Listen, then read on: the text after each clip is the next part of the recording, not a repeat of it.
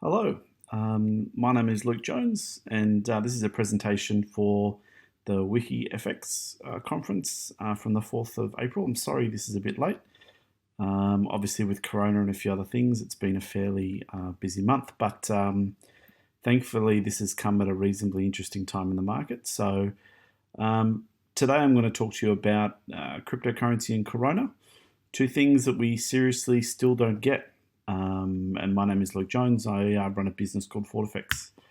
So a little bit about me. I've been trading for the last 13 years. I'm currently working to use big data. We aggregate data for certain regulators and cryptocurrency ecosystems to help them with their decision making. But I have been helping traders for the majority of my career. And I think I have a genuine care about helping people and helping people in the financial markets to make safe and reasonably pragmatic decisions. I do a lot of work in crypto around scam prevention and then helping people understand the more basic parts of how it works and how it can fit into a reasonable portfolio. So that's what I've been working on for the past 3 years with Fortifex. So 2020 hasn't really been the best year for the world in general. First of all, we started off with the United States assassination of one of Iran's top officials. That followed by the Iranian government downing I think it was a passenger plane. Then we had the impeachment of President Trump. Then we had a locust plague in East Africa. The Tal volcano in the Philippines exploded. Then we had some large earthquakes in Turkey, an avalanche in Kashmir, and then here in Australia, for the majority of the year up until very recently, we had bushfires burning all over the place. Around the same time, we had massive floods in Indonesia, and and then obviously now we've got COVID-19. COVID-19. So. Quite a tumultuous year for the world, but anyway, let's dive in to see how that's been effective crypto. Well, COVID-19 has been the big thing, obviously, for a lot of countries due to the fact that we're all locked inside. Conferences are being cancelled, and I guess we've sort of had to change the way we've all lived, or the way we are all living. Now, the way that the crypto community is sort of, I guess, attack that issue is either by going in one of two camps, either that this shows that Bitcoin is completely uncorrelated to the current market. This is we can prove that our thesis has worked, and then you've got articles from the other side of the camp that basically say that Bitcoin has failed as an asset class because it's shown that it cannot be a store of value like gold. And I'm actually going to talk to you about that a bit more in some charts that I've made up. As I've already discussed, a lot of global conferences have been cancelled. So that means that the way in which a lot of education is delivered, especially in the cryptocurrency blockchain space, has been toned down. And obviously, a lot of content has been moved to web like this. And so a lot of this kind of stuff is moving in a much slower place. And I think that if you actually have a talk to people, I guess people are not in a state of growth at the moment. They're in a state of protection. And therefore, it's less likely that they're going to go out and try new things. I guess the big debates come out where a lot of people in the Bitcoin community are talking about why they're holding it. Some people still as a hedge against fiat. Other people are holding it for trading purposes or as part of a portfolio. And there still hasn't reached that consensus in the community as to what this thing still is. So I'm not saying a lot of people disagree with me on that, but basically the point I'm trying to reach is that Bitcoin as an asset class, or even cryptocurrency an asset class, but Bitcoin specifically, and I guess the cryptocurrency market in general has not yet hit that point where it's mature. It's still quite an immature market, even though it's been around for 10 years now. Over 10 years. So, and obviously, there's a lot of uncertainty coming up because in about a month's time, less than a month's time, we should be seeing the BTC mining reward halving, which is going to have a bit of an interesting effect, especially on the amount of supply hitting the market. but it also at current prices is really going to affect the way that how profitable miners are. On average, miners are making between 5 and 30% profit, whereas if you halve the reward but the electricity cost stays the same, not many people can handle a 50%ing of their product value, like basically 50% of their revenue, when they're only operating on 30% margin.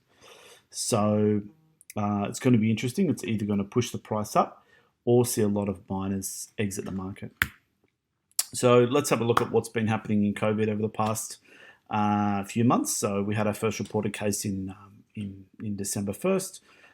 Then the Chinese informed the WHO on December 31st. January 14, we had our first case outside of China. Then it was started to get significantly more widespread around the 23rd.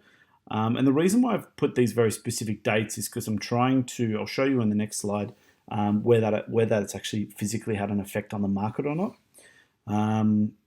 February 3, we saw actually a really big crash in the Chinese market, and it tanked by about 12%.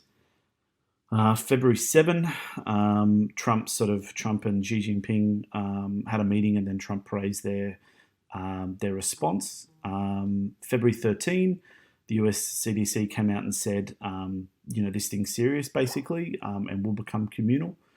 On the 18th, this is actually an interesting one, but this is the first time that I guess, or one of the major announcements that a company had that said, hey, this is actually starting to affect our business, which is when they announced a profit warning saying that we're not going to basically be making as much money because we can't get supply from China, because essentially a lot of areas had shut down due to as the government trying to stop the spread of corona. Around the 21st, the United States begins travel restrictions. On the 25th, San Francisco declares a state of emergency. We then, shortly afterwards, on the 28th of February, saw the first deaths in the United States and Australia. And then we've seen a lot more of the damage being seen in March. So basically the Fed cut rates by 0.5%, which is massive. Like 0.5% is huge, and then passed the $8.3 billion Corona aid bill. March 9, we saw Italy get locked down. Between the 10th and the 20th, I've boxed this in, and this has basically been when a lot of different jurisdictions around the world have started to close their borders, put their citizens on lockdown, cancelling visas to expats, not allowing basically shutting the borders and getting really isolated. And different governments have done that. I just didn't want to flood up our timeline with when each individual country did it, but it all basically started happening in those 10 days. On the 11th of March, that's when the WHO declared a global pandemic. On the 13th, the United States declared a state of emergency around the whole country. And then on the 25th, they then declared the $2 trillion aid package. And then on the 31st of March, that's when the deaths in the United States started to surpass China. I actually wrote this presentation a few days ago, but due to technical issues, I'm only recording it now, but we will press on. So there's obviously been more since then, but I'm going to move on to the market now. Now, if you're asking why I focus mostly on the United States, it's because I think the two most liquid, most traded markets that lead, the two markets that we're going to talk about, basically the Dow Jones, Bitcoin and gold, are all led from the States. So it makes sense to sort of correlate those markets. And most other markets have been following a similar path to the US anyway. So if we're going to have a look at the Dow Jones, you can actually see when they've had their first case, didn't really make much of an issue. Like, in December, I don't know if you can see my mouse, but around this period, it wasn't really a thing. And like I said, it only really became a thing in February, but you can see the Dow slowly trickling up. Didn't really care too much about what this thing was. Even when we saw outside cases, the Dow's still going up. Once China shutting down, little tick down, and then then we saw it just keep plodding along basically. Like, we're not seeing any major volume differences. We're just seeing the market doing its thing. That one point there, the Chinese market tanks, was when the Chinese market dropped by 12%. And I'll show you that chart a bit later, but you'll see that when you actually have a look at it, it's a huge gap. it's like, wow, this is a big deal. But the United States markets, and to a degree Bitcoin as well, didn't really make a big deal about it. The top of the market came in up there where the United States basically declared that this will become communal, but you're still not seeing any panic. And where you start to see sort of things start to unravel a bit in this market is where, first of all, Apple announces their profit downgrade, where people actually realize, oh, wow, yeah, this thing is actually going to affect us because the world is quite dependent on China. And then when the United States started putting in travel restrictions, I think then people thought, oh, things starting to get a bit real. And then you see there the next thing is the state of emergency being called in San Francisco, and then the markets then had a big fall for a few days. And then it's obviously come up, and then there's been the support by the Fed, which funnily enough, you'd think that would be a point of rally, but that was actually the next top, where we saw the first lower top, which then puts us in a confirmed downtrend for the Dow. Then we saw basically, quantitative easing in the past basically hasn't had an immediate positive effect, and I'll have a look at that a bit later when we compare this to the GFC. But essentially you can see that the market's just sort of lost it. Now, the one point I haven't made is that this red bar after we've got the Italian lockdown, so it goes the Italian lockdown, then when we've started doing our shutdowns on the 10th, on the 11th was where the WHO declared this is actually a pandemic. And you can see the market has gapped down significantly after that. And then, we've had a little of a revival, and then it's just kept plummeting. As long as the world has kept shutting things down, the market's kept going. When they've approved the aid, it's gone up a bit, but then obviously we've tanked after we've gone over. So the Dow is looking very weak. And then we've just had a down day today, so it's actually looking quite weak. I wouldn't be expecting anything. I wouldn't be expecting good news for a while, and I'll get to that a bit later when we look at the GFC. Bitcoin, basically a similar story. The one thing I think we should note between the Dow and Bitcoin is that Bitcoin has actually recovered significantly better than the Dow at this stage. Now, far more volatile. But yet again, first case and then China coming in, not really much action. And then we've actually seen a good rise coming in this market the whole way up.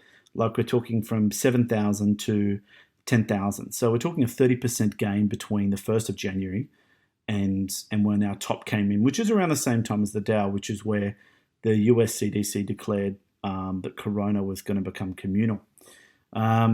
Similar to the Dow, we see that there's a bit of a drop-off after the Apple announcement where people go, okay.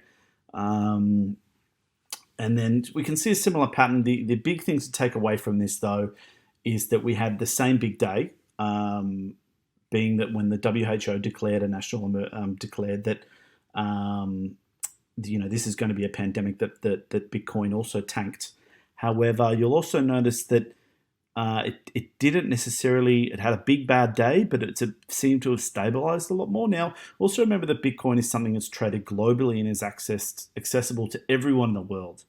Whereas, and you can buy it in your local currency. So whether it's, Malaysian ringgit, Singaporean dollars, Indonesian rupiah, Filipino pesos, Thai baht, whatever. You can buy Bitcoin in your home currency. It's not that hard. Whereas getting access to something like the DJ30 industrial average is not something that's really accessible to most people. So take this all with a grain of salt that this is a global commodity that is accessible at multiple points. So I think that does take it does make the chart a bit smoother because the liquidity is spread amongst the whole world. So you're not just getting a US kind of view. Now, this is the Chinese crash I was talking about. So as you can see here, that the two previous markets we've looked at, like that Chinese market tanks here, and then the next point where we have a look at the Chinese market tanking on Bitcoin as well, it didn't even take a blip out of those two markets. And this is a huge, huge crash. But however, there's, they've gone up and then this is around the same, and then they've had another down period after the WHO's made a pandemic.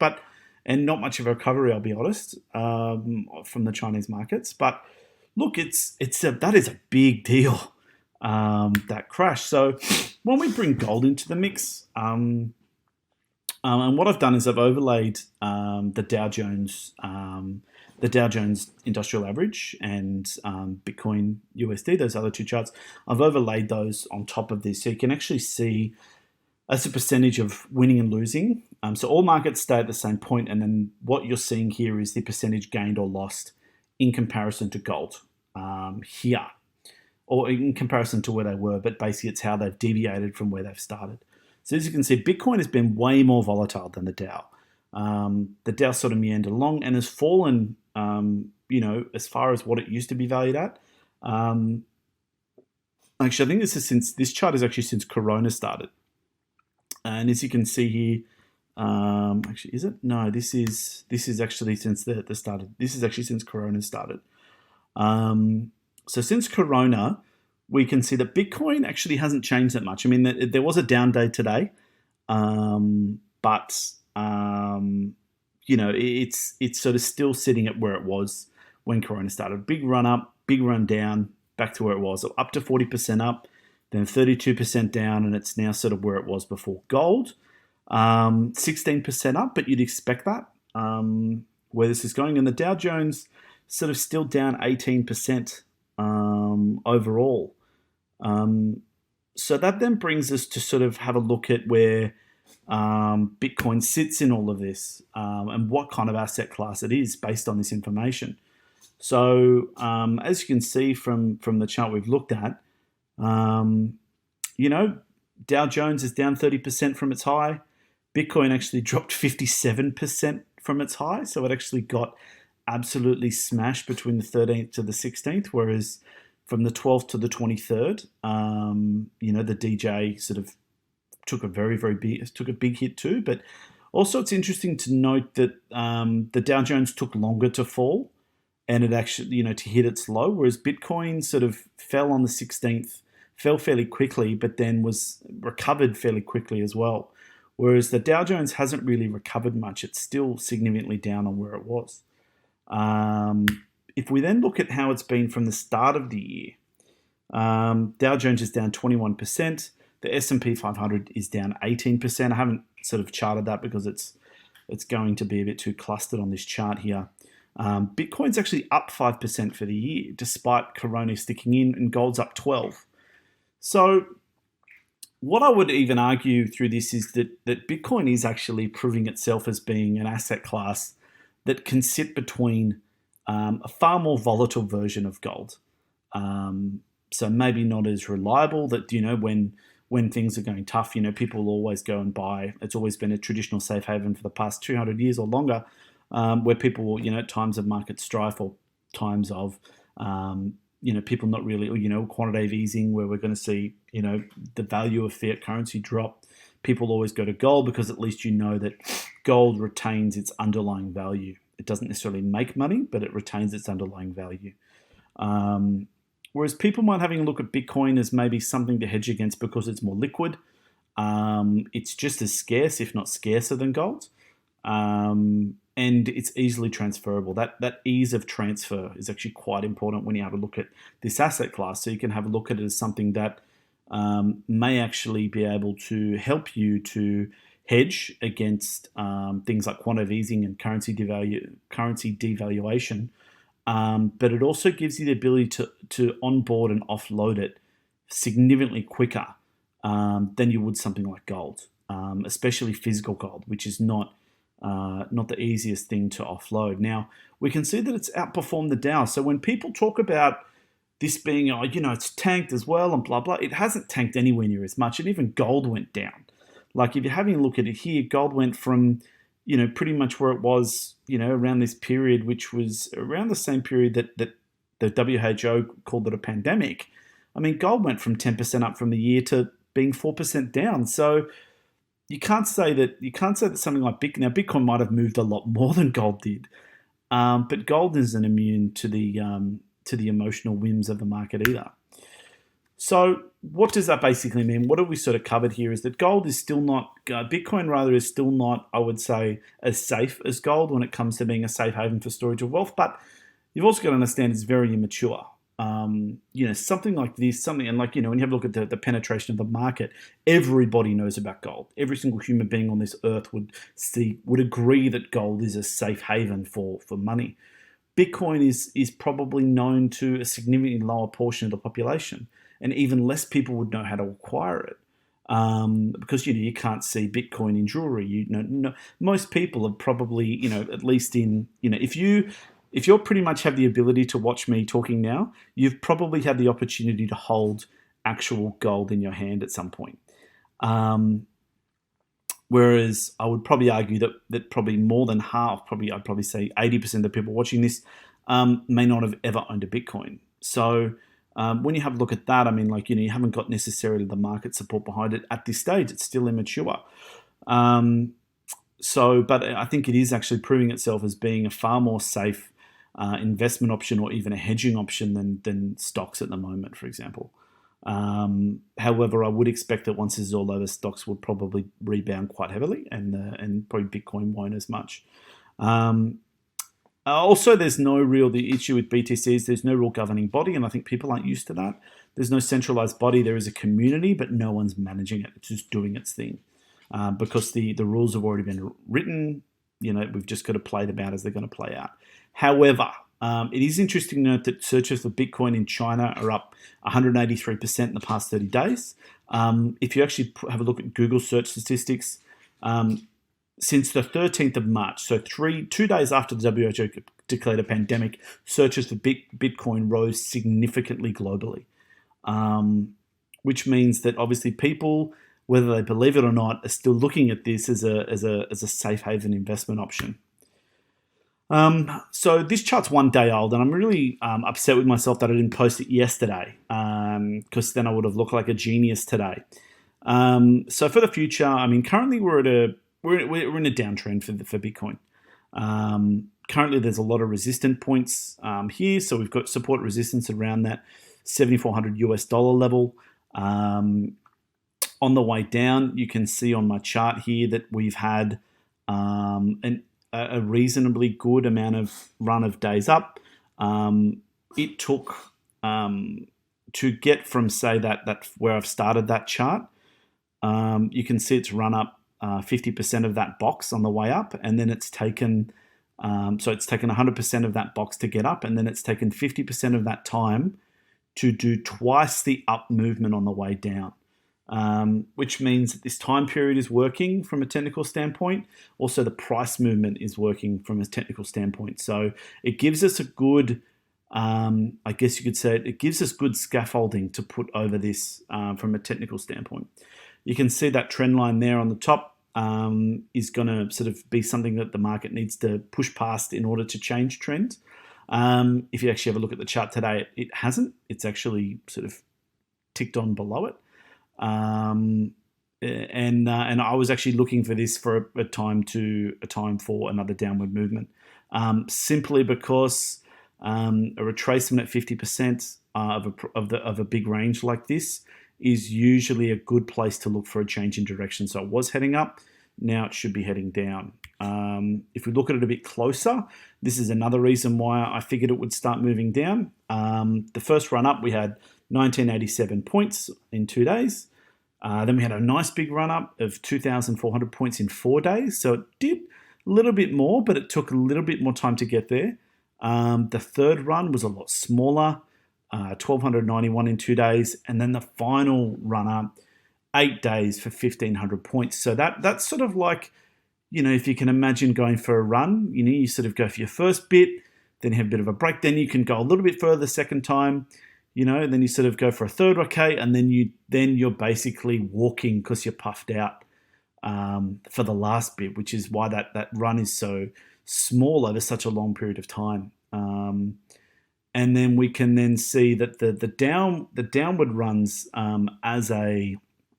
every time it's run up, it's retraced 76%, 50%, and 69%. So the retracement's been greater than 50% in every case. I mean, I know the second one's a bit tight, but the retracement's being over 50% in every case generally is not indicative of strength.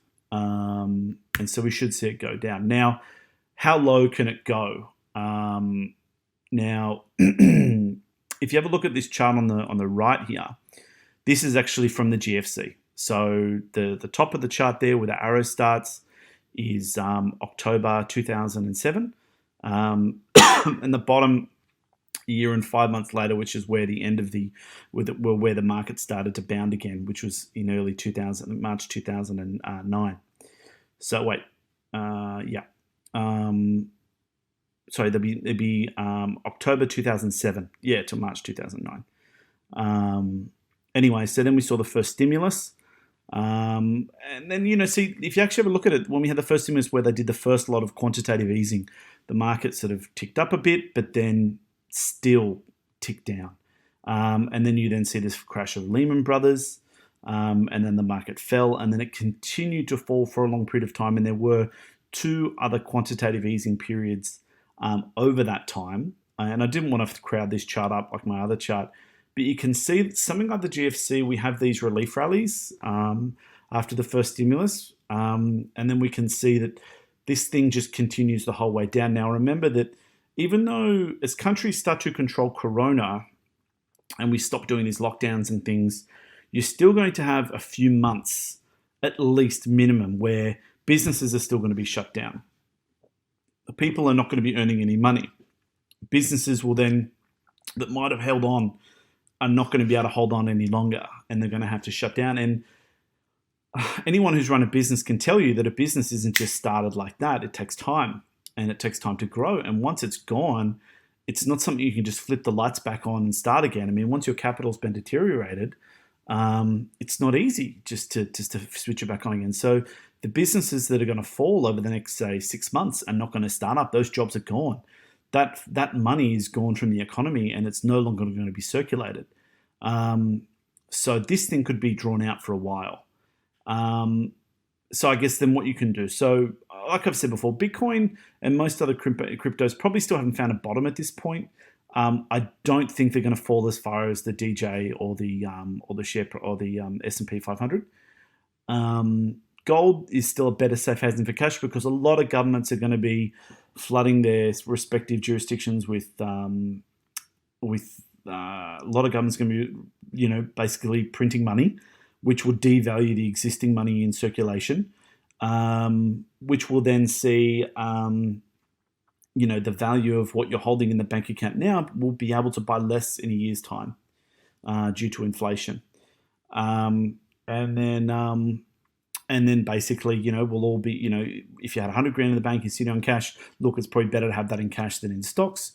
But you could be doing better things with that money. So I'd be looking for putting at least some money into a safe haven. If you're looking at trading, I would not be taking a trade until the trade has presented itself. For example, this move here that I talked about in Bitcoin, although it has dropped today, I wouldn't be short right now. I would wait for a lower top.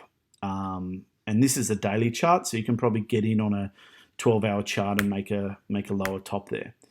And also make sure you're protected against further downward movements. If you've got a portfolio and you sort of, even if you've lost money, using stop losses is always a thing that I would recommend people use, regardless whether you're trading or investing, especially because we don't know how long this is going to be.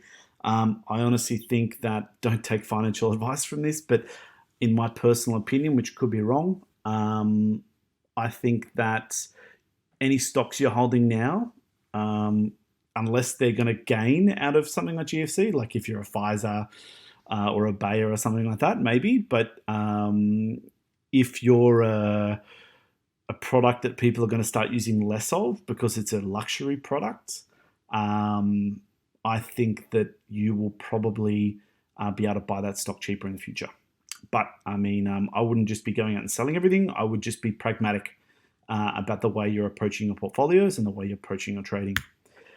If you are going to trade, expect volatility. Like if you compare, say, that Dow chart that I showed you up until up until February, you saw the Dow was fairly boring. It was just these little ticks up and down. It wasn't anything crazy. But then you saw what the chart looked like over GFC. It was huge swings every day. Like I remember I was in the States when we had that 780 point drop in a day. It was absolutely insane.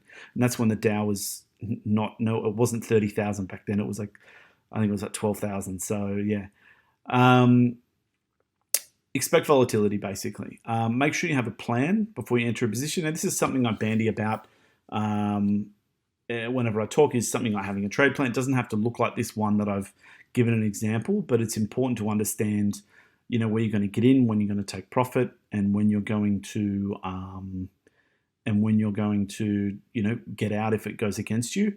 And follow the trend, not your emotions or the news, because you're going to be seeing a lot of fear being pandied out because fear sells. And you've got to have a look at your own trading methodology and what you're doing that's going to really tell you which direction you need to trade this market when you make them.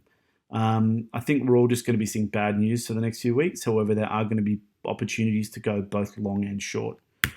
Thank you so much for your time, and I hope you found this educational. Thank you.